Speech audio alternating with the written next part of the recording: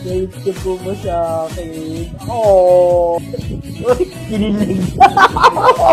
Kinilig. Oh.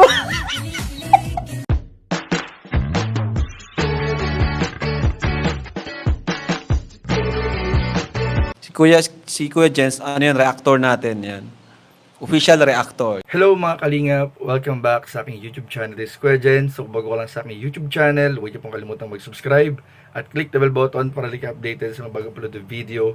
At huwag po nating kalimutang suportahan ang Butim Kalingap sa pangunguna ni Kuya Val Santos Matubang, Ate Edna Vlog at syempre Kalingap Prab. At para suportahan din po ang aming mga kasamahan sa Butim Kalingap, nandiyan po ang K-Boys, Kalingap Partner, Kalingap Reactor at lahat po ng charity vlogger sa buong Pilipinas sa tumutulong sa mga kabayan natin na lahat may hirap. Suportahan po natin lahat guys. So eto na nga mga kalingap, bibigyan po natin ng reaction video yung mga latest po mga kalingap na mga nakakilig na eksena at mga kaganapan po sa mga live stream po ng ating mga kasama sa K-Boys. At panonoorin din po natin mga kalingap yung vlog po ni paring Jomar kung saan nakita po natin ang transformation ni Papa Joms. At marami nga po nagsasabi mga kalingap na ito nga ba talaga ay totoo? Itong transformation niya o napilitan lang daw po ba si Papa Joms?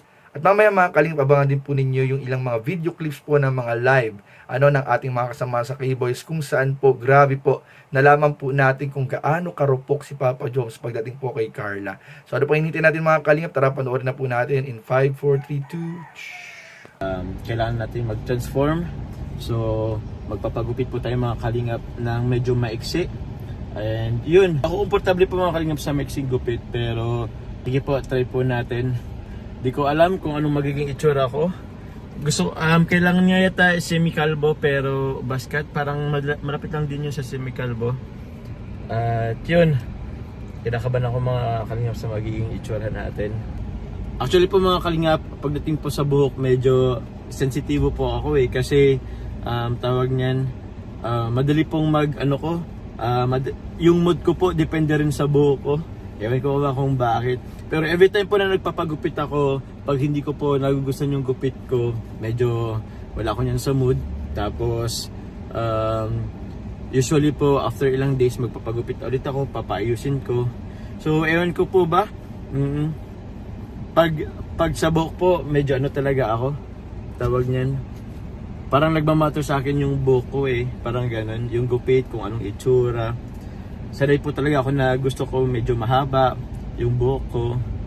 Pero yun, ngayon po papagupit po tayo ng maiksi. So bahala na. Tara po mga kalingap, tingnan natin yung anong pagiging transformation ng aking buhok. Ito lang. Patingin ito. Magnet po. Magkano pang isa dito? 15 po. 15 ng isa. Isang piraso lang po yan, isang pares. Isang piraso po. Sige po. Ito hindi po to Hindi po. May ano siya. May pakaw po yun. Oh, okay. Ito lang pong Ito lang po. Opo. Yung pinakamalaki? Pinakamalaki po yata. Yan. Nag-iisa na lang. Presya. Dalawa. What if? Okay. Okay. Ano lang po to, kabilaan. Opo. Sige po. Tayo natin ng 15, isang Opo, isang ganito. Sige. Ano na lang po, dalawa niyan. Isa nito, tapos Isang maliit. isang maliit din. Sige po. Yan. Yung pinakamalaki po dyan. Pero halos para-pares lang naman. Para-pares lang po yan. Sige po, isang maliit po. Wala na pong malaki? Wala na po Ito na lang. Okay na po yan. Salamat po. Dito rin, hanap po tayo dito cutics. May black po kayo? Ay, ito black. Ay, this one ho, black na cutics. Magkano po dito? 20, isa. 20? Yan, 10. Okay. Gusto rin yata ito. Okay na po ako dito sa maliit.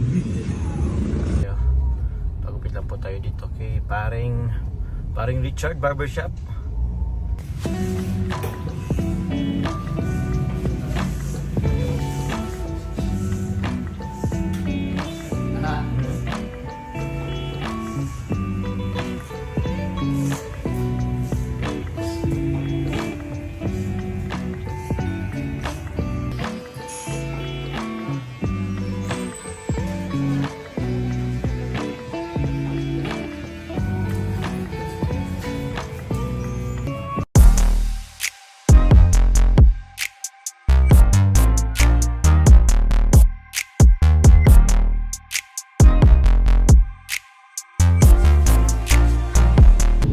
bira, tawang-tawa ako. Di ako ano dito ay. Ngayon lang ako nagpagupit ng ganito. Di ko alam kung matutuwa ako hindi pero... Hay! Nako. Ba't kasi ako nabasted ay? Okay ba? Di ko alam. Taas ng ano, lapad talaga ng noo mga kalingap. So hello po mga kalingap. Ito magiging look natin sa ngayon. So yan, t-shirt, black t-shirt with printed ano siya. And syempre, pag medyo bad boy, dapat naka-jacket. So yun, tapos naman natin yung quintas, yung silver. And syempre, di mawala yung ano natin kanina. Susot tayo ng tawag yan. Earrings, di magnet lang naman ito mga kalingap. Bad boy na ba? Tapos syempre, hindi mawala ang shades. Let's go. A few moments later. Wait lang. Bakit? Ano yan? Ano lang yan? Ano Ah, ito bro? boss. Ba't may camera? Ha? Anong mus? Wala yan bro. Ano tayo? Masal. Tayo. Just hap sa baba. Bakit? Tara na. Pagkain dito. Masan nga? Tara. Ano tayo sa baba? Just hap. Bakit nga? Na. Magbibihis. Grabe. Hindi ka ba naligo? Hindi pa ba? Uy, bago gupit mo ah. Amoy ba? Wala. Ano nangyari dyan? Hindi po. Bagay baga? Bagay naman, di ba? Bro, ba't may camera bro? Ano yan? Ano? Makita tayo, mga vlog tayo, tara. Vlog?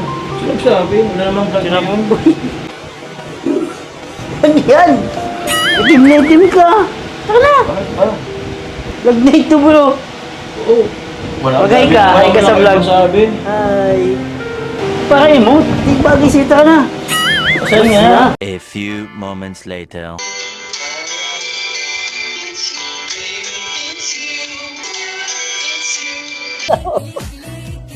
Naitip ko mo sa akin. Oh, kinilig.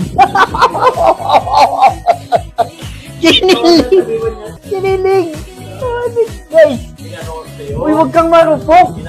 So ayun mga kalingap, at nakita nga po natin, nagsimula po tayo sa panunood ng ginawang transformation po ni Papa Joms sa kanyang sarili, simula po ng kanyang pagpapagupit, pagbili po ng magnetic na earrings, yung magnet po na hikaw, na marami pong akala daw totoo, so yun po ay magnet lang mga kalingap. So nakita po natin na binili pa po ni Papa Joms mga kalingap para paghandaan po yung episode 51, pati po yung 20 pesos na cutics po, na sabi ni Kuya David, ay sami daw yung pagkakalagay mga kalingap, ay talagang pinag-effortan at pinaghandaan po ni Papa Joms. At ako po mismo mga kalingap, mag-a-agree ako kay Papa Joms na sa isang lalaki po ay sobrang halaga din po ng buhok para sa amin.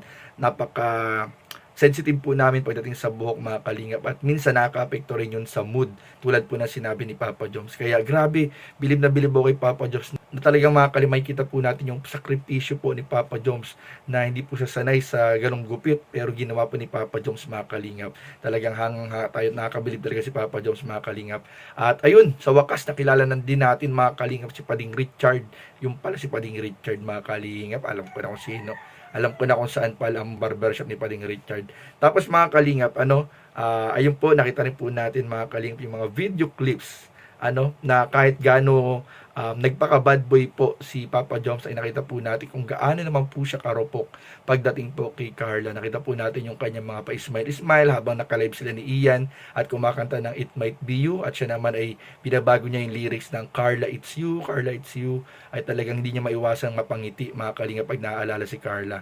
At doon naman nga sa live nila ni Kuya David kagabi ay nakita naman po natin mga kalingap, na ay talagang kitang-kita po natin yung smile ni Papa Joms nung nag-chat na po si Carla. Tinatanong po kung galit po ba si Papa Joms sa kanya, ay talagang makita po natin yung kilig at kinang ng mata ni Papa Joms mga kalingap. Grabe, to talagang tayo mga kalingap ay umaasa na marami pa mangyayari, maayos pa yan mga kalingap, kaya wag po kayo mag-alala mga kalingap, maayos pa po yan at marami nakakilig pa eksena ang magaganap, at abangan po natin yan sa mga upload ni Kalingap Rob. So yun lamang po mga kalingap, at maraming po salamat sa inyong panonood. Please don't forget to like, comment, share, and subscribe sa ating mga video. Maraming po salamat. God bless. Bye-bye.